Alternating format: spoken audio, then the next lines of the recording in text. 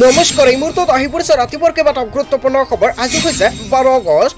মহিলাসকল সাজু হওক, কিয়নো 7টা আঁচনি টকা মহিলাসকলৰ বেংক একাউণ্টত পোনপটীয়াকৈ প্ৰদান কৰিব অসমৰ মুখ্যমন্ত্ৰী ডক্টৰ হিমন্ত বিশ্ব শৰ্মাই। 15,025 জন হিতাধিকাৰীৰ বেংক একাউণ্টত চৰকাৰে প্ৰদান কৰিব 1250 টকাকৈ। কেৱল এয়াই নহয়, মহিলাসকলৰ একাউণ্টত 10,000 টকা প্ৰদান কৰিব মুখ্যমন্ত্ৰী ডক্টৰ হিমন্ত বিশ্ব শৰ্মাই নতুন তাৰিখ ঘোষণা কৰিলে। লগতে লাখ লাখ দুখীয়াৰ বাবে মুখ্যমন্ত্ৰী ডক্টৰ হিমন্ত বিশ্ব শৰ্মাই নতুন আঁচনি প্ৰণয়ন কৰিছে। লগতে ৰাজ্যত চলিব ডাঙৰ অভিযান আৰু এই অভিযানৰ জৰিয়তে প্ৰতিগৰাকী মহিলাৰ ঘৰে ঘৰে গৈ চৰকাৰে প্ৰদান কৰিব LPG গেছ কানেকশ্যন। মুখ্যমন্ত্ৰী ডক্টৰ হিমন্ত বিশ্ব শৰ্মাই এই ৰেচন কাৰ্ডক লৈ কেইবাটাও গুৰুত্বপূৰ্ণ মন্তব্য কৰিছে। ৰাজ্যজুৰি কেইবাটাও ডাঙৰ খবৰ আহি পৰিছে। আজিৰ দিনটোত ৰাজ্যজুৰি চলিছে ভয়ংকৰ উচ্ছেদ অভিযান। মুখ্যমন্ত্ৰী ডক্টৰ হিমন্ত বিশ্ব শৰ্মাই আমচুক হুংকাৰ প্ৰদান কৰিছে। আমচুৰ বিৰুদ্ধে কেইবাটাও গুৰুতৰ অভিযোগ উত্থাপিত কৰিছে। লগতে ৰাহুল গান্ধীক কৰা হৈছে আটক। লগতে কেইবাটাও ডাঙৰ খবৰ আহি পৰিছে আজিৰ দিনটোত। আজিৰ আমাৰ প্ৰথম খুবেই গুৰুত্বপূৰ্ণ খবৰ হৈছে অসমবাসীৰ বাবে এটা ডাঙৰ খবৰ। সাজু হওক ৰাজ্যৰ লাখ লাখ মহিলা। ছেপ্টেম্বৰ মাহৰ 17 তাৰিখে ভাগ্য উদয় হ'ব মহিলাসকলৰ। আহি গ'ল অৰুণোদয় 3.0। এতিয়াৰ পৰা 1250 টকা নহয়, লগতে পাব ৰন্ধন গেছৰ ধনৰাশি। ৰন্ধন গেছৰ ৰাজসাহায্য প্ৰদানৰ বাবে প্ৰপত্ৰ ঘৰে ঘৰে দিব যাব চৰকাৰী লগ। অৰুণোদয় আঁচনিত সাঙুৰি লোৱা হ'ব 40 লাখ হিতাধিকাৰী। অৰুণোদয় 3.0ক লৈ মুখ্যমন্ত্ৰী ডক্টৰ হিমন্ত বিশ্ব শৰ্মাই সংবাদমেলযোগে কেইবাটাও গুৰুত্বপূৰ্ণ মন্তব্য কৰিছে। আপোনাৰ ঘৰত অৰুণোদয় আঁচনি আছে নে নাই? যদি অৰুণোদয়ৰ তালিকাত আপোনাৰ নামটো আছে, তেনে ক্ষেত্ৰত আপোনাৰ বাবে এটা ভাল খবৰ। চৰকাৰে আপোনাক প্ৰদান কৰিব LPG গেছ কানেকশ্যন। যদি আপোনাৰ ঘৰত LPG গেছ কানেকশ্যন আছে, তেনে ক্ষেত্ৰত গেছ নাম্বাৰটো আপোনাৰ অৰুণোদয় আঁচনিৰ লগতে লিংক কৰিব লাগিব। লিংক কৰাৰ পিছতে আপুনি যেতিয়া আপুনি ৰন্ধন গেছ ক্ৰয় কৰিব, ক্ৰয় কৰাৰ লগে লগে 250 টকা অতিৰিক্ত আপুনি লাভ কৰিব একাউণ্টত। অৰুণোদয় আঁচনিত সাঙুৰি লোৱা হ'ব 40 লাখ হিতাধিকাৰী। ছেপ্টেম্বৰ মাহৰ 17 তাৰিখে আনুষ্ঠানিকভাৱে মুকলি কৰা হ'ব অৰুণোদয় 3.0। অৰুণোদয় 3.0 টকা কেতিয়া প্ৰদান কৰা হ'ব মুখ্যমন্ত্ৰী ডক্টৰ হিমন্ত বিশ্ব শৰ্মাই স্পষ্টীকৰণ প্ৰকাশ কৰিছে। 40 লাখ পৰিয়ালে লাভ কৰিব এই সুবিধা। পৰীক্ষামূলকভাৱে আহি আছে এক নতুন আঁচনি। মুখ্যমন্ত্ৰী ডক্টৰ হিমন্ত বিশ্ব শৰ্মাই নতুন আঁচনি আৰম্ভ কৰিব। নতুন আঁচনিক লৈ কেইবাটাও গুৰুত্বপূৰ্ণ মন্তব্য কৰিছে। আহি আছে নতুন ষ্টুডিঅ' ডিটেইলছ ষ্টুডিঅ'। অৰুণোদয় পৰিয়াললৈ LPGৰ ৰাজসাহায্য। LPG কিনিলে 250 টকাৰ ৰাজসাহায্য দিব চৰকাৰে। 40 লাখ পৰিয়ালক সামৰি লোৱা হ'ব এই আঁচনিত। হয় বন্ধু বান্ধৱীসকল, চৰকাৰে এটা নহয় দুটা নহয় কেইবাটাও গুৰুত্বপূৰ্ণ মন্তব্য কৰিছে। অৰুণোদয় 1 আৰু 2ত কৰা হ'ব তন্নতন্নকৈ পৰীক্ষা। যদি অৰুণোদয় 1 আৰু অৰুণোদয় 2.0ত আপোনাৰ নামটো অন্তৰ্ভুক্ত হৈ আছিলে, তেনে ক্ষেত্ৰত আপোনাৰ বাবে এটা বেয়া খবৰ, কিয়নো অৰুণোদয় 3.0ক লৈ মুখ্যমন্ত্ৰী ডক্টৰ হিমন্ত বিশ্ব শৰ্মাই বৃহৎ মন্তব্য কৰিছে। বহুতো হিতাধিকাৰীৰ নাম কৰ্তন কৰা হ'ব। জুন আৰু জুলাই মাহত বহুতো হিতাধিকাৰীৰ নাম কৰ্তন কৰা হৈছে আৰু এই আগষ্ট মাহত লাখ লাখ মহিলাৰ নাম কৰ্তন কৰিব। যদি আপুনি অযোগ্য হিতাধিকাৰী, তেনে ক্ষেত্ৰত আপোনাৰ বাবে এটা বেয়া খবৰ আহি পৰিছে। আপোনাৰ নামটো কৰ্তন কৰিব অসমৰ মুখ্যমন্ত্ৰী ডক্টৰ হিমন্ত বিশ্ব শৰ্মাই। আজিৰ ভিডিঅ'টো সকলোৱে বেছি বেছিকৈ শ্বেয়াৰ কৰি দিব। 2 দিনৰ ভিতৰতে মহিলাসকলৰ একাউণ্টত অৰুণোদয় আঁচনিৰ 1250 টকাকৈ প্ৰদান কৰা হ'ব। তাৰ পিছত অসমবাসীৰ ৰাজুক জনসমৰ পৰৱৰ্তী খুবেই গুৰুত্বপূৰ্ণ খবৰ, লগতে ডাঙৰ খবৰ। 3 ঘণ্টাৰ পিছতে মুকলি কৰি দিয়া হ'ল আমচুৰ সভাপতি ৰেজাউল কৰিম চৰকাৰক। হয় বন্ধু বান্ধৱীসকল, আমচুৰ সভাপতি ৰেজাউল কৰিম চৰকাৰক আটক কৰা হৈছিলে আৰু তাৰ পিছতে অৱশেষত মুকলি কৰি দিয়া হৈছে ৰেজাউল কৰিম চৰকাৰক। আমচুৰ আন্দোলন কোনো কাৰণতে বন্ধ নহয়। 1980 চনৰ পৰাই আমচুৱে সংগ্ৰাম কৰি আহিছে। আহিবলগীয়া দিনবোৰত অন্যায়ৰ বিৰুদ্ধে আমচুৱে মাত মাতি যাব। য'তেই অন্যায় হ'ব তাতেই আমচুৱে আন্দোলন কৰিব বুলি হুংকাৰ প্ৰদান কৰিছে। অসমত গাজা সদৃশ পৰিৱেশৰ সৃষ্টি হৈছে। মুখ্যমন্ত্ৰীয়ে বাছি বাছি ফৰেষ্ট অঞ্চলৰ পৰা একাংশ লোকক খালী কৰিব নালাগে। আমাক জেল দি বাবুকি দি আন্দোলন বন্ধ কৰিব নোৱাৰে মুখ্যমন্ত্ৰী ডক্টৰ হিমন্ত বিশ্ব শৰ্মাই। এইখন চৰকাৰে কোনো গণতান্ত্ৰিক আন্দোলনৰ ভাষা বুজি নাপায়। আমি গণতান্ত্ৰিক আন্দোলনত বিশ্বাসী। আমি গণতান্ত্ৰিকভাৱে প্ৰতিবাদ কৰিছিলোঁ। হাজাৰ হাজাৰ সংখ্যালঘু লোকে আন্দোলন কৰিছে। আজি যিসকল উচ্ছেদ কৰিছে, এইসকল ভূমিহীন লোক। থানাৰ পৰা ওলাই এই মন্তব্য কৰিছে আমচুৰ সভাপতি ৰেজাউল কৰিম চৰকাৰে। হয় বন্ধু বান্ধৱীসকল, ৰেজাউল কৰিম চৰকাৰে যিকেইটা মন্তব্য কৰিছে, জনতাই কি ক'ব? যদি জনতাৰ কিবা মন্তব্য কৰিব লগা থাকে, আপোনালোকৰ মন্তব্যটো নিশ্চয় কমেণ্ট কৰি জনাই দিব। তাৰপিছত অসমবাসী ৰাজুক জনসমৰ পৰৱৰ্তী খুবেই গুৰুত্বপূৰ্ণ খবৰ, লগতে ডাঙৰ খবৰ। অসমৰ মুখ্যমন্ত্ৰী ডক্টৰ হিমন্ত বিশ্ব শৰ্মাই আমচুৰ বিৰুদ্ধে কেইবাটাও গুৰুত্বপূৰ্ণ মন্তব্য কৰিছে বা আমচুক হুংকাৰ প্ৰদান কৰিছে। আমচুৰ প্ৰতিবাদৰ ফলত থমকি নৰয় উচ্ছেদ অভিযান। আমচুৰ মিটিঙত মানুহ হ'লেও প্ৰভাৱ নপৰে চৰকাৰৰ উচ্ছেদত। উচ্ছেদ হ'বই।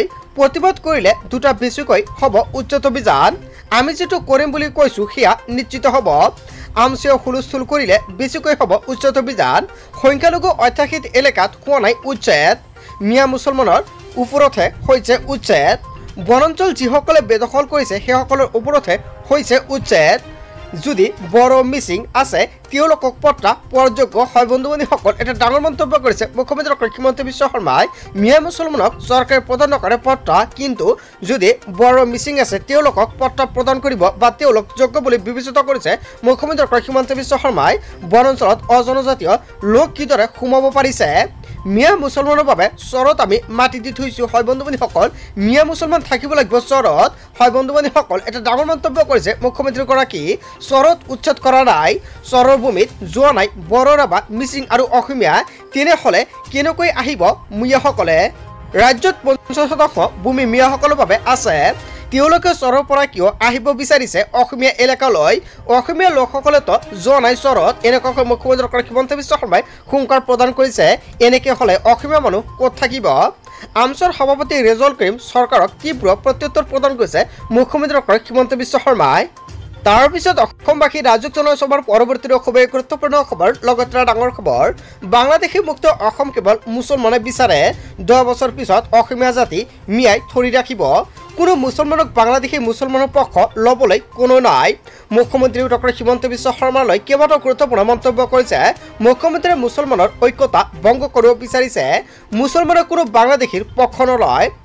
আমাৰ নিজৰ থাকিবলৈ ঠাই নাই, বিদেশী কিয় ঠাই দিম বুলি মন্তব্য কৰিছে আমছুৱে। বাংলাদেশী মুক্ত অসমক অন্তৰৰ পৰা কেৱল মুছলমানে বিচাৰে। অসমক সন্দেহযুক্ত নাগৰিক বুলি কোৱা সকলে বাংলাদেশী পাৰি দিয়ে বৰপিৰা। প্ৰধানমন্ত্ৰীয়ে কিয় বাংলাদেশৰ প্ৰাক্তন প্ৰধানমন্ত্ৰীক দিল্লীত লুকাই থৈছিল বুলি এটা ডাঙৰ প্ৰশ্ন উত্থাপিত কৰিছে। বাংলাদেশীৰ নামত কোনো মুছলমানক অত্যাচাৰ কৰিবলৈ দিয়া নহ'ব। মিয়া কোনো জাতি নহয়, সন্মানীয় শব্দহে। লুঙিদাৰী টুপি দেখিলে তুচ্ছ তাচ্ছিল্য নকৰিব। ধুবুৰীৰ পৰা আমছুৰ সভাপতি ৰেজল কৰিম চৰকাৰে হুংকাৰ প্ৰদান কৰিছে। তাৰ পিছত অসমবাসী ৰাজুক জনসভাৰ পৰৱৰ্তী খুবেই গুৰুত্বপূৰ্ণ খবৰ, লগতে ডাঙৰ খবৰ। উচ্ছেদৰ লগতে এইবাৰ আৰম্ভ হ'ব বৃহৎ তদন্ত। বিহাৰ ধুবুৰী বেংগলৰ পৰা অহা মানুহক লৈ সন্দেহ প্ৰকাশ কৰিছে মুখ্যমন্ত্ৰী হিমন্ত বিশ্ব শৰ্মাই। স্থায়ী বাসিন্দা নহ'লে উপায়ুক্ত কৰিব ইনকুৱাৰী, সেইটো হ'ব লগে লগে। ৰাজ্যজুৰি চলিছে সৰ্ববৃহৎ উচ্ছেদ অভিযান। উচ্ছেদৰ লগে লগে আৰম্ভ হৈ গৈছে ইনকুৱাৰী। মুখ্যমন্ত্ৰী হিমন্ত বিশ্ব শৰ্মাই হুংকাৰ প্ৰদান কৰিছে। তাৰ পিছত অসমবাসী ৰাজুক জনসভাৰ পৰৱৰ্তী খুবেই গুৰুত্বপূৰ্ণ খবৰ, লগতে ডাঙৰ খবৰ। আটক হ'ল কংগ্ৰেছৰ নেতা ৰাহুল গান্ধী। ৰাহুল গান্ধীৰ লগতে আন কেইবাজন সাংসদক আটক কৰা হৈছে। নিৰ্বাচন আয়োগৰ বিৰুদ্ধে বাহিৰ কৰিছিল প্ৰতিবাদী ৰেলী, আৰু সংসদৰ নিৰ্বাচনৰ আয়োগৰ কাৰ্যালয়লৈ ৰেলীৰ সময়তে আটক কৰা হৈছে। নিৰ্বাচন আয়োগৰ বিৰুদ্ধে তুলিছিল বিস্ফোৰক অভিযোগ। আয়োগৰ বিৰুদ্ধে অভিযোগ তুলি বিৰোধী নেতাসকলৰ প্ৰতিবাদ। আজি নিৰ্বাচন আয়োগে আলোচনাৰ বাবে মাতিছিল বিৰোধীক, আৰু তাৰ পৰিৱৰ্তে ৰাজপথত উত্তাল প্ৰতিবাদ সাব্যস্ত কৰে বিৰোধীয়ে, আৰু তাৰ পিছতে গ্ৰেপ্তাৰ কৰা হয়। আৰক্ষীয়ে দুখনকৈ বাছেৰে উঠাই লৈ গৈছে প্ৰতিবাদকাৰীসকলক। আটক হ'ল কংগ্ৰেছ নেতা ৰাহুল গান্ধী হয় বন্ধু বান্ধৱীসকল। যোৱাকালি আটক কৰা হৈছিলে।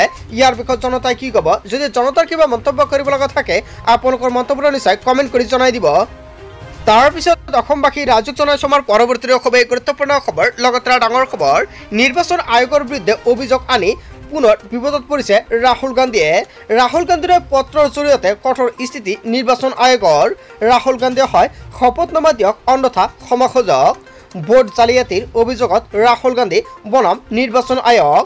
শনিবাৰে নিৰ্বাচন আয়োগৰ কঠোৰ বাৰ্তা যে ৰাহুল গান্ধীয়ে হাতত দুটা বিকল্প আছে। অভিযোগ সন্দৰ্ভত ৰাহুল গান্ধীয়ে শপতনামা দিয়ক, অন্যথা ক্ষমা খোজক। বৃহস্পতিবাৰে সংবাদমেলত ৰাহুল গান্ধীয়ে আনিছিল ভোট চুৰিৰ বিস্ফোৰক অভিযোগ।